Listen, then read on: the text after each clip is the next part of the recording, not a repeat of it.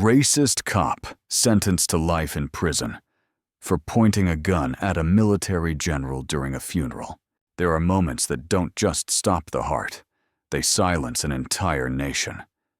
That day, among hundreds of uniformed soldiers, grieving families dressed in black, and the American flag draped over the casket of a fallen soldier, a gunshot rang out, not from the battlefield, but from the very force meant to uphold order and dignity.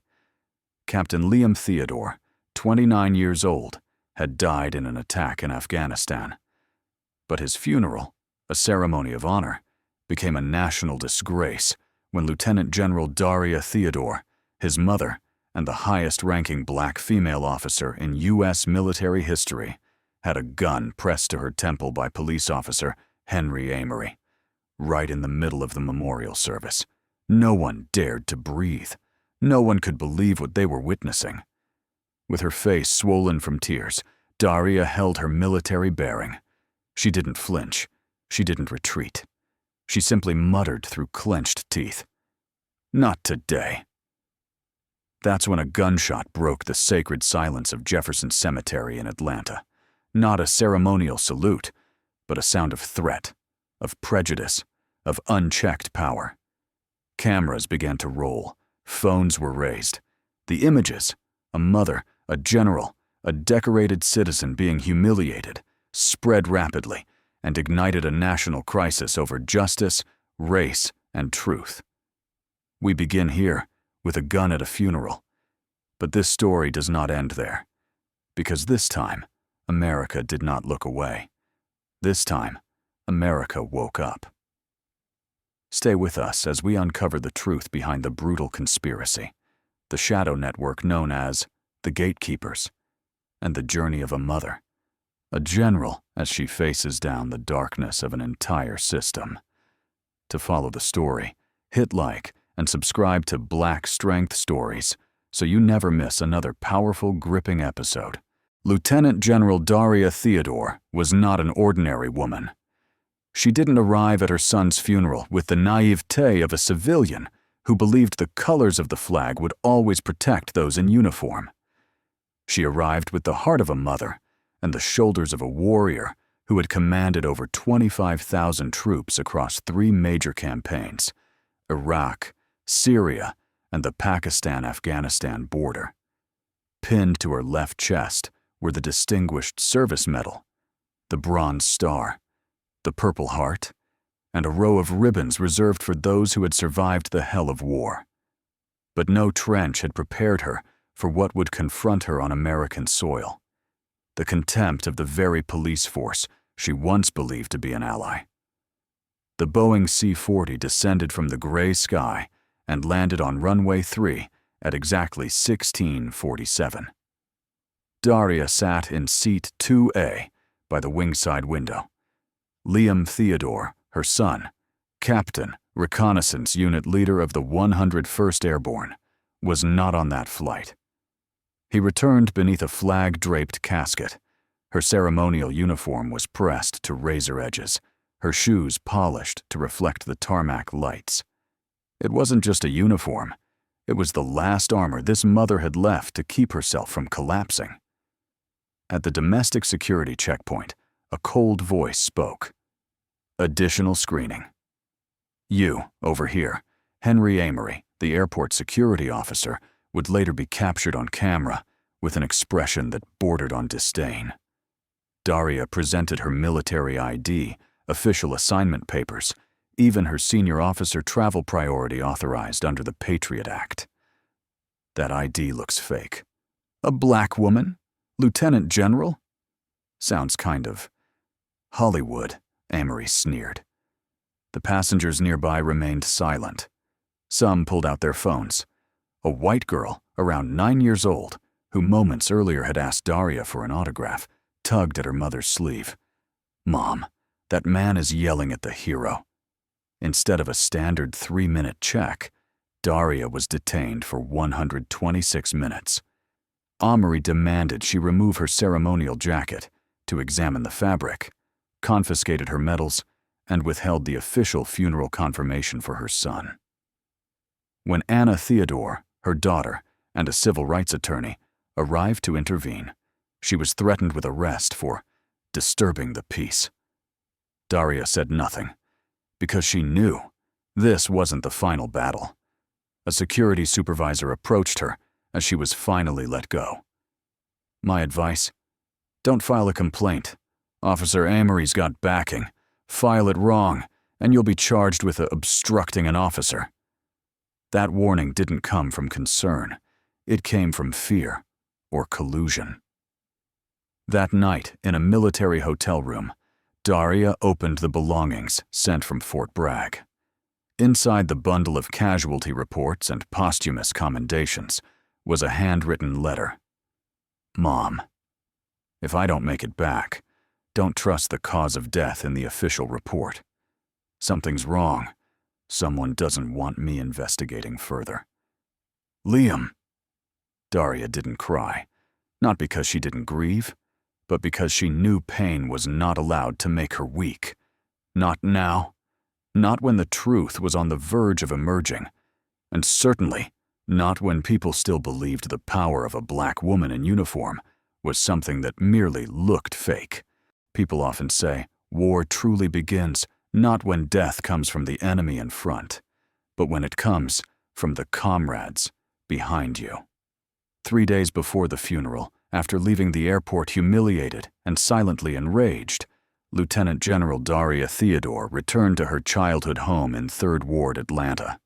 A modest 2-story red brick house, not far from where she once trained as a freshman ROTC cadet, had now become an impromptu command post for a campaign of life and death to expose a system of racial discrimination hidden deep within American institutions. On an old wooden table, her father, 78-year-old veteran Calvin Theodore, cane in hand, slowly placed an envelope in front of his daughter.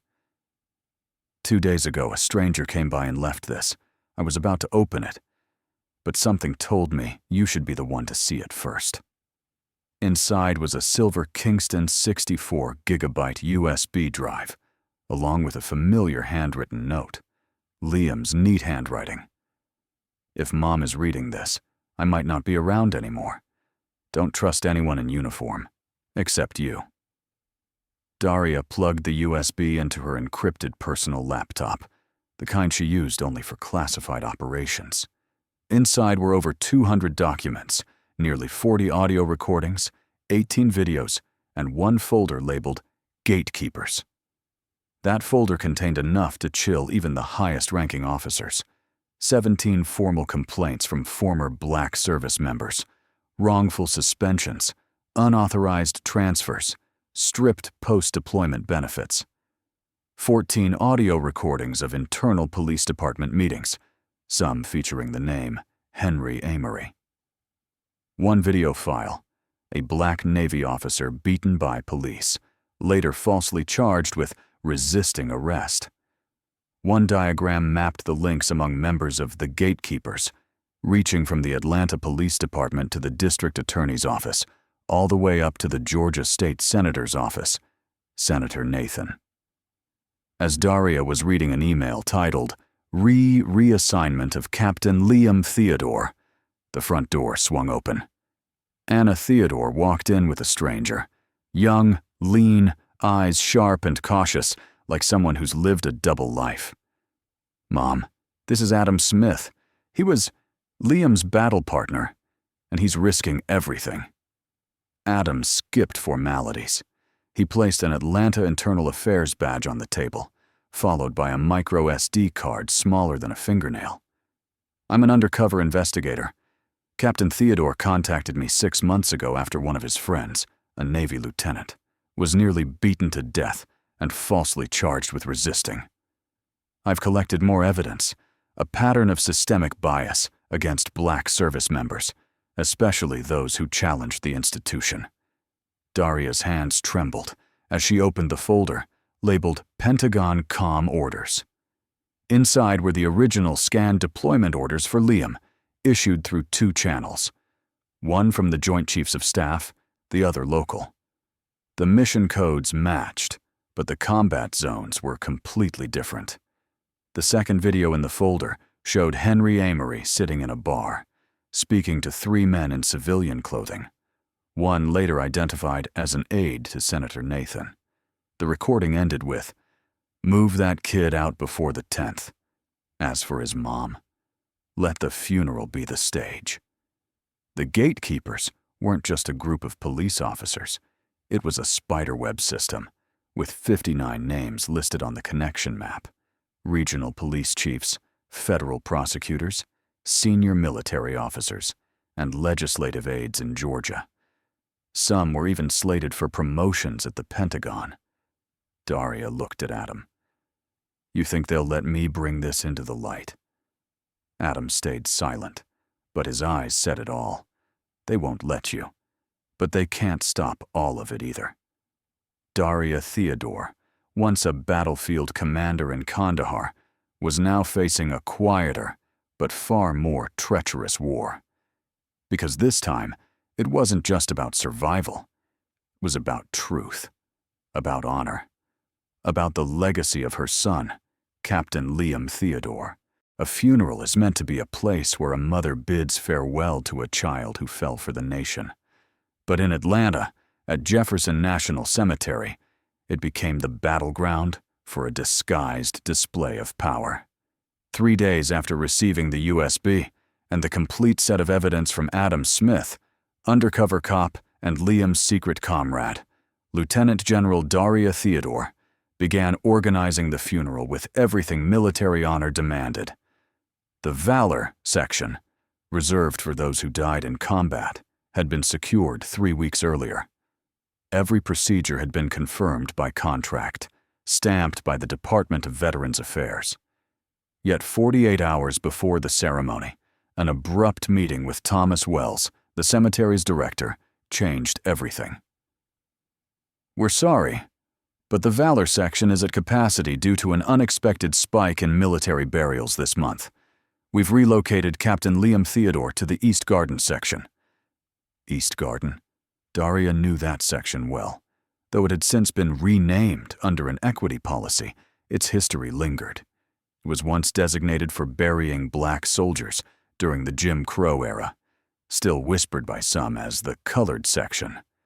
Anna Theodore, Daria's daughter, and a civil rights attorney with over 11 federal wins, immediately demanded the case file.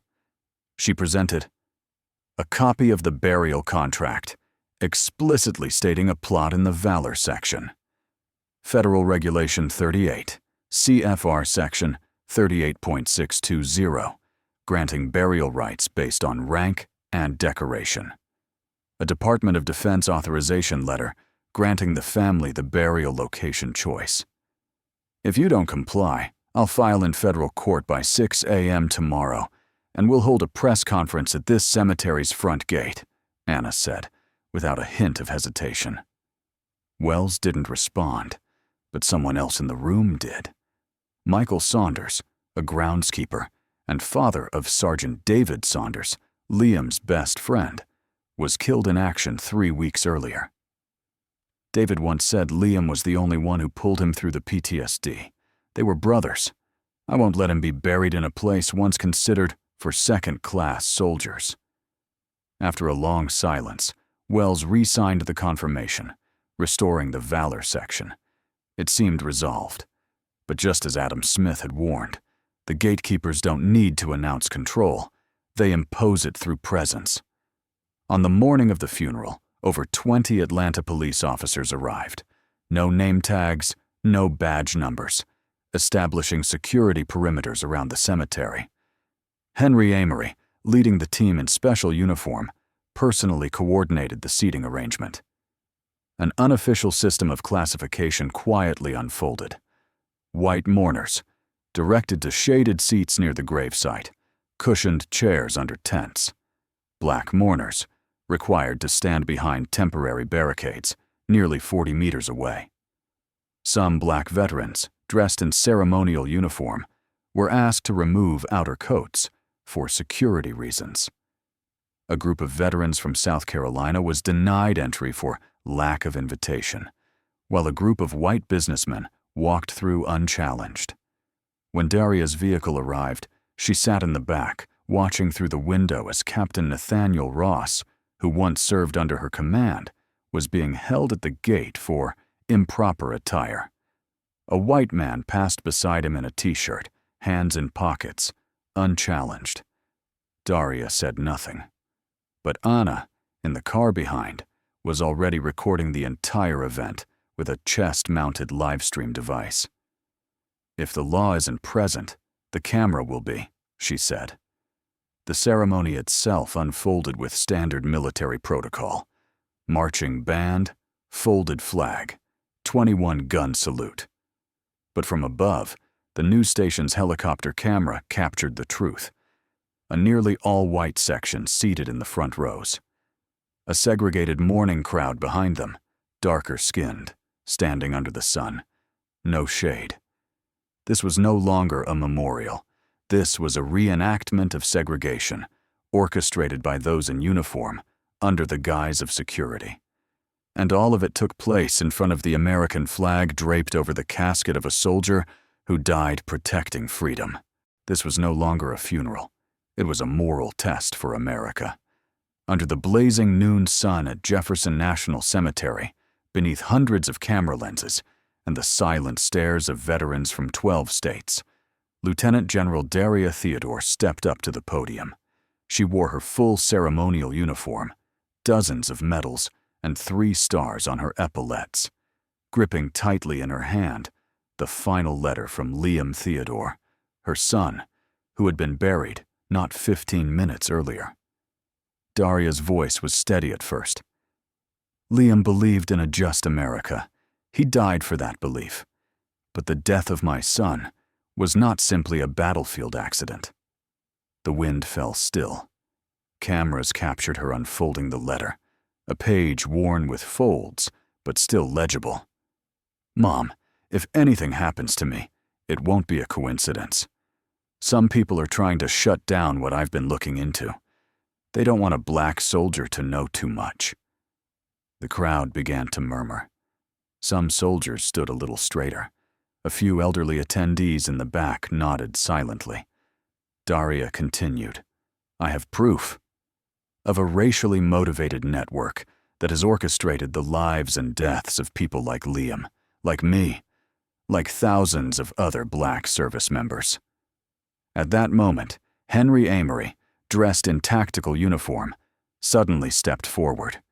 His hand pressed tightly to his radio, whispering short commands. Nearby, Otis, the shadow leader of the gatekeepers, was watching via a private livestream feed inside a nearby command vehicle. "It's time to end her show," Otis's voice came through the encrypted frequency. Amory approached the podium, shoved aside the soldier about to present the flag, and drew his Glock 22 from his waistband, aiming it directly at Daria's temple. The entire crowd froze. "That's enough! You think you're untouchable, you black bitch?" Amory shouted, intentionally loud enough for the whole cemetery to hear. A gunshot rang out, but not from the Glock. It was a round fired into the air by an officer named Wilson standing behind, a part of the planned chaos. Seconds later, Wilson screamed, "She's got a gun!" In the chaos that followed, Amory tackled Daria, slamming her to the cemetery ground beside her son's coffin.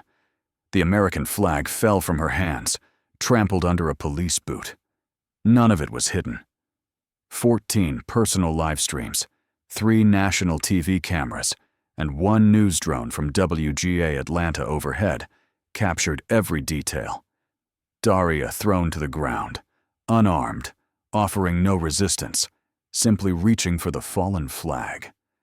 Daria was cuffed with standard issue number 4 restraints, hands behind her back, kneeling between 2 graves. Blood from her temple trickled down and stained the Medal of Honor on her chest. "Lieutenant General Daria Theodore, you are under arrest for assaulting an officer and attempting to draw a weapon at a public event," Amory said flatly, like reading from a textbook. Mr. Calvin Theodore, Daria's 78-year-old father, rushed toward his daughter. He was grabbed by the neck and slammed down by 2 other officers. Anna Theodore was shoved to the ground as she screamed, "My mother had no weapon! You're fabricating this!" In the distance, Liam's fellow veterans stood up in unison. They held no weapons. They simply nodded to one another. But as one stepped forward, police guns were instantly drawn. "Anyone takes a step, fire!" Wilson's voice rang out. Just when it seemed that bloodshed was inevitable, a voice cut through the crowd. "Federal agents, cease all actions immediately." Special Agent Dominic Carter, FBI, stepped in with 2 federal officials bearing badges. "Who authorized the arrest of a lieutenant general at her son's funeral?" he demanded, each word cold and deliberate. Amory turned around, still holding his weapon. "This is local jurisdiction." "Not anymore," Carter replied. "I'm investigating civil rights violations by the Georgia State Police, and what you've done today confirms everything." Daria was pushed into the back of a police car, but outside, the cameras had already captured enough. The story had moved beyond the cemetery.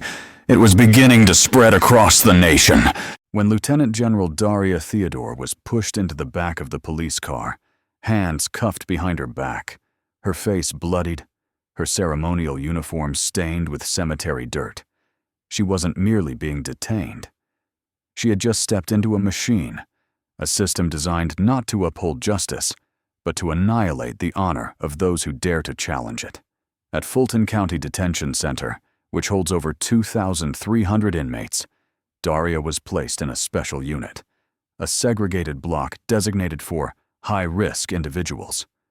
The charges on file: conspiracy to assault an officer, threatening public safety, disrupting a national ceremony. No phone call was allowed, no lawyer, no information on bail. "You're a domestic threat in a high-alert period," said the intake officer flatly. The following morning, during an emergency hearing, she faced Judge William Leo, known for issuing sentences 3 times the average length for veterans and black service members. When the military defense attorney requested access, Judge Leo dismissed it. "She's a special case detainee, held without bail for 14 days pending investigation into civil terrorism." Liam's records, her late son, had once noted Judge Leo's financial ties to a far-right political group called Civic Order, which maintained covert connections to the gatekeepers. Now, he held power over the fate of Liam's mother. From the moment Daria entered her 4-by-3-meter cell, every detail seemed intentional. Fluorescent lights left on 24/7, a loudspeaker calling roll every 15 minutes, even overnight, meals of cold bread, raw eggs, and water reeking of chlorine. 5 unannounced strip searches per day. A female guard nicknamed Yvette the Enforcer, constantly jeering, "A general's still just another felon once she's out of uniform." Every act was calculated to dismantle her composure, erase her identity, and force a confession. On the 3rd night, a new inmate was transferred into Daria's cell, broad-shouldered, neck covered in tattoos, eyes unblinking.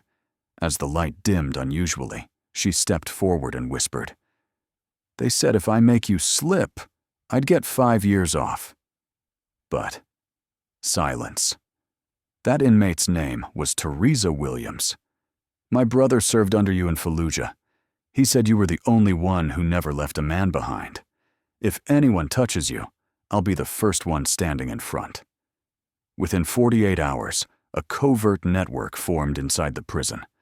6 female inmates were wives or sisters of veterans who knew Daria. 3 had served in military medical units, now jailed for narcotics theft. 1 was a witness in the gatekeeper's case, unjustly held for 7 months awaiting trial. They took shifts watching over Daria at night, shared blankets and clean water, created knock signals on the walls to warn of surprise inspections, used thread from bed sheets to stitch tears in her ceremonial uniform. One night, Correctional Officer Lucinda Jackson, a young guard, delivered a dinner tray. Hidden in the plastic spoon wrap was a tiny note. "The FBI wants to see you. Carter's being blocked." Anna is safe. They haven't cracked the USB. Hold strong. The system hasn't swallowed you yet."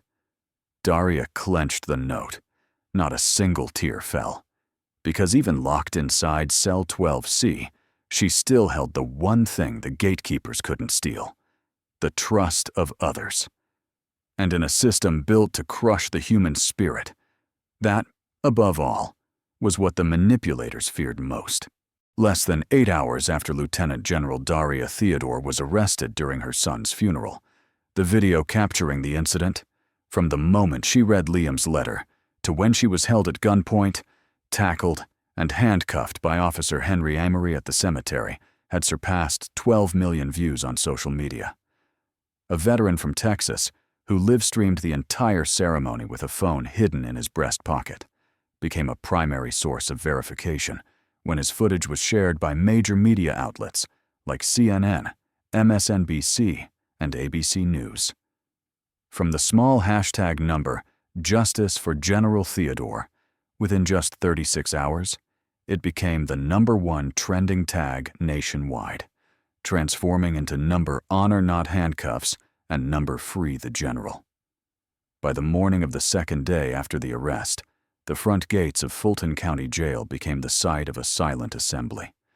More than 400 veterans and active duty officers from 18 states gathered, dressed in formal or semi-military uniforms, standing in formation. They held no signs. They chanted no slogans. They simply stood at attention, as if welcoming a superior officer. Many wore Purple Hearts, Silver Stars, Bronze Stars. Some shaded their eyes with their hands to maintain proper protocol. One retired colonel, missing his left leg, stood on crutches for nearly 2 hours, from 7 a.m. to 9 a.m. A female prison guard quietly stepped outside, pulled out her phone, and filmed the scene with tearful eyes. That footage spread again. The man who had thrown Daria to the ground could no longer stop an army from rising for her. Special Agent Dominic Carter, who had witnessed Daria's arrest firsthand, immediately drafted an 18-page report, submitted it to the Department of Justice, and invoked the emergency clause of the Civil Rights Act, Section 242, to request access to internal files of the Atlanta Police Department, verification of the origin of Daria's arrest warrant, an investigation into Senator Nathan's involvement, and the Gatekeepers Network. In his internal memo, Carter wrote, "If the justice system can fabricate, arrest, defame, and intentionally detain a 3-star general in the middle of her own son's funeral, then none of us are safe." By the evening of the third day, at 7:12 p.m. Eastern Time, the phone in the warden's office rang. The call was transferred to the main operations room. A duty officer, upon seeing the caller ID, trembled. White House switchboard. Anna Theodore, with the support of attorneys from the ACLU and the Pentagon, had demanded the call be live-streamed from outside, with the press and military community as witnesses. "This is Lieutenant General Daria Theodore." Her voice was weak but precise. "General Theodore, this is the President of the United States. I've been following this case from the beginning. On behalf of this nation, I offer my sincere apology for what has happened to you." The press room fell silent. Viewers on the live stream held their breath. "I have ordered the Department of Justice to launch a federal civil rights investigation. I also wish to personally invite you and your family to hold a full military honors funeral for Captain Liam Theodore at Arlington National Cemetery, with my presence."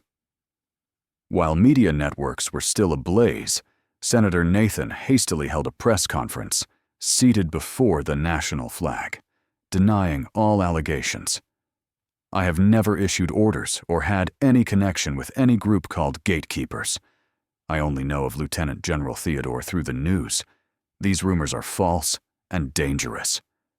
But less than 10 minutes later, his press conference was cut off on several networks as an audio recording was released on Anna Theodore's live stream, the recording extracted from the USB Liam had left behind.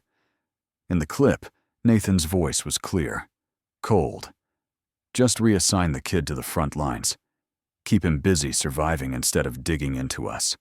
His mother? Let the funeral take care of her. The entire press room fell silent. And this time, not a single reporter needed to ask a question. That day, dawn had not yet broken, but the entire city of Atlanta was awakened by the sound of Black Hawk helicopters, armored Humvees, and the shouts of federal forces.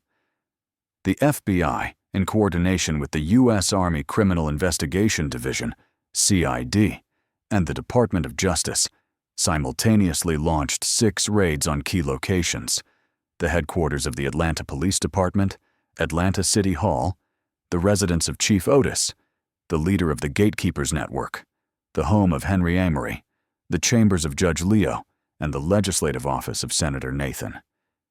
18 police officers, 3 judges, 5 administrative officials, and 2 military liaisons were handcuffed on the spot. The entire raid was completed within 34 minutes, involving more than 110 federal and military personnel, operating under official arrest warrants issued by the U.S. District Court of the 11th Circuit. At the same time, over 400 gigabytes of data recovered from Liam's USB drive, covert recordings from Adam Smith, and surveillance footage from Chief Otis's office were released to the public. 13 audio recordings of gatekeepers' meetings discussing how to handle black service members advancing too quickly. Financial records showing illicit funds transferred from Senator Nathan's campaign accounts into internal welfare funds, which were, in fact, Gatekeepers' operating budget. Internal emails between Judge Leo and Chief Otis discussing increasing sentencing to deter unruly veterans. Liam Theodore's altered deployment orders, traced to an IP address originating from a computer located in Otis's office. Upon being summoned, Senator Nathan addressed the press. "I am being smeared by those who oppose traditional security." But immediately after, a second recording, this time a private phone call between him and Otis, was released to the public. "If she keeps going public with that USB, our entire network will collapse. Handle it, Otis. We don't need another George Floyd in uniform." At 10:40 a.m., Lieutenant General Daria Theodore appeared at the Atlanta Federal Press Center, standing beside her daughter Anna, investigator Adam Smith, and Special Agent Dominic Carter. After 7 days of detention, humiliation, and the stripping of her dignity, she shed not a single tear. She stood tall, hands on the podium, eyes unwavering. "I stand here not for revenge. I stand here because my son, Captain Liam Theodore, believed that America could be better. And because of the thousands of other black service members who no longer have a voice. They called me a disruptor. But today, they're the ones in handcuffs. That is not victory. That is justice. And that is the America my son believed in." Within 48 hours of the raid, nearly 1,200 complaints from black veterans and active duty officers were submitted to the Civil Rights Division of the Department of Justice.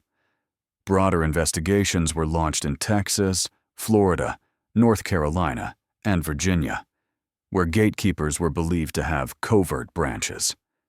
Chief Otis, the coordinator of the entire network, faced 31 federal charges, including conspiracy to violate civil rights, 18 U.S.C. Section 241, tampering with military records, obstruction of justice, indirect complicity in the death of Captain Liam Theodore. Henry Amory, who pointed a gun at a general's head during her son's funeral, was officially indicted on 7 charges and denied bail due to risk of harm to witnesses and the public. They wanted Daria to fall at her son's gravesite, but instead, they dug the grave for their own empire, said Agent Carter after the press conference. On May 26th, exactly 1 year after Lieutenant Liam Theodore was buried in tears and injustice, Jefferson National Cemetery was officially renamed Heroes Memorial Cemetery. The brass plaque at the front gate now bears a new inscription: a resting place for those who served not only their country, but also the truth. The renaming was not just symbolic. The entire East Garden section, once a segregated burial ground, was transformed into a new memorial area, named after service members who were denied honors because of their race. Liam's second funeral was held in the Valor section, just as originally intended, this time in front of more than 2,000 people, including high-ranking officers from the Department of Defense, Liam's entire former unit from the 101st Airborne Division, families of black service members who had faced oppression, now present to witness justice fulfilled, hundreds of veterans wearing rites honor badges on their uniforms. And in the highest seat, next to the President of the United States, stood General Daria Theodore, with a 4th star shining proudly on her left shoulder. She was the first black woman in U.S. history to be promoted to this rank. The President opened the ceremony with a simple statement: "Today, America does not come here to bury a soldier. We come to make amends with a family and to honor a mother who made us better." In the solemn atmosphere, as the final notes of the funeral bugle faded, the President invited Daria to step forward to the podium placed before Liam's headstone. Before thousands of witnesses, he pulled out his pen and officially signed the Liam Theodore Military Justice Act.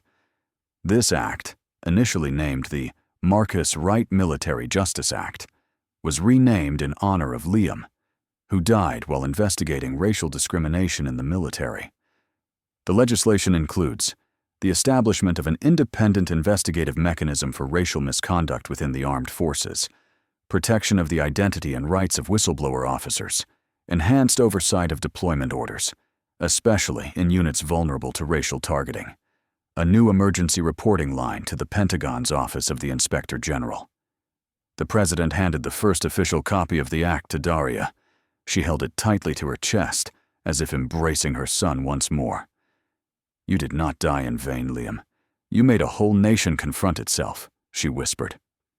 Just as the commemorative ceremony seemed to quiet, Daria suddenly approached a group of international reporters. In her hand was a new recording, never before released, recovered from a file encrypted by Liam himself. It was a conversation between Senator Nathan and Chief Otis, in which they directly coordinated Liam's deployment to a deadly combat zone in Afghanistan. "Send him to the border unit. Let the war take care of the rest. She'll never challenge the system once she's lost her son." The air froze. An FBI agent stepped forward.